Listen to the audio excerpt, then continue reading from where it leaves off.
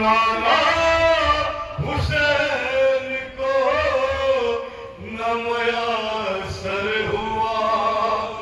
आखिरी फैसले भाई कागज के बीबी भाई नाना निस्बत ये आपके नाम की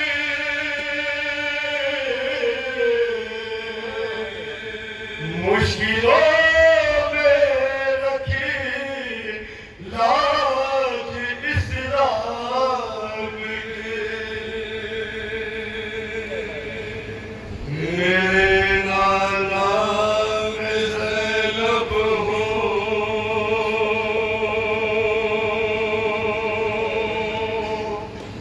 बहुत गम की सताए हो। मेरे नाना में ज़ैनब हो। वादा करके हज़रात कब्र रसूल पर शहज़ादी ज़ैनब की बहन क्या कहती है? शहज़ादी ज़ैनब हो, बहुत गम की सताई हो। मेरे नाना में ज़ैनब हो, मेरे नाना में ज़ैनब हो, बहुत गम की सताई हो। मेरे नाना में ज़ैनब